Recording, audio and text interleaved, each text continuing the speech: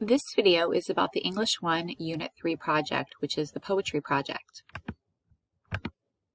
As always, make sure you read the directions carefully. Everything is fully explained, and also pay close attention to the project rubrics, which will give you more detail on how your project will be graded. Your first step is to select a literary device. This is taken right from the directions, so I'm not going to read it to you. I'll just point out that you need to pick one literary device from the following: personification, simile, metaphor, stylistic choices, alliteration, rhyme, repetition, or imagery. Just pick one of them, don't mix and match, and please don't try to study all of them. Pick one device. Then you're going to study 3 poems. Again, this is right from the directions. You may select one poem that we write in class. You don't have to if you don't want to, but you may only select one. The other 2 have to be different poems. If you have a favorite poet already, feel free to use that poet. But the most important thing is you need to pick 3 poems that all contain the same literary device that you're studying. So if you pick a poem and it doesn't have that device, then you're going to need to select a different poem. If you need some help for finding poems, there's some resources right here in the Poetry Project. There's 2 websites you can try.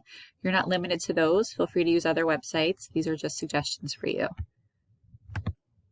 Make sure you follow your outline when you're ready to start your pre-writing. Again, this is also from the directions. It tells you exactly what information needs to be in each of your paragraphs. So be sure to follow it so you don't miss anything until you get maximum points. So your intro, make sure you tell me the title and author of the poems and the poetic device, obviously. Each body paragraph is going to be similar. You're going to give me a very brief summary of the author's life, a brief summary of the poem and its theme, discuss at least the one poetic device with at least 2 quotes to support it. And you'll do the same for each of your body paragraphs. So remember, there's going to be 3 body paragraphs. Each one will address a different poem. And again, this is body paragraph 3. And then in your conclusion, just briefly compare and contrast how the poems use the device, and then just summarize the power of that poetic device. Finishing touches, and again, this is right from the directions. You're going to be doing some research, so you must include a works cited page, and I'll go into that more in a little bit. You also need to place the text of each poem you analyze. This is very easy, but don't forget it because you'll lose points. You just have to simply copy and paste the poems that you read. Even if it's one from the course, you still need to put the text of that poet. You also need to make sure you're mindful of word count. Between 500 words is the minimum. Please try to keep it under 1,500. And then you should be submitting your work as a file. Okay, so works cited page. This is important for Unit 3 and Unit 5, and also just general academic requirements. So if you're not familiar with this, make sure you pay attention and save all this information for future reference.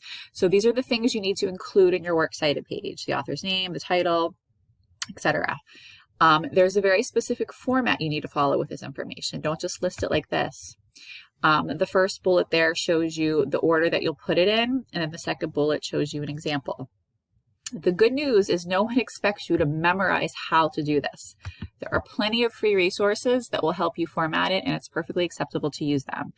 Here's 2 sites that I like to use: ezbib.com or citationmachine.net. You're not limited to those. Feel free to find another source if you want, but these are 2 that you may use. And that's it. Your final product, as always, follow the writing process. Definitely take time to pre-write, to do your draft, go back, make any revisions that are needed, edit.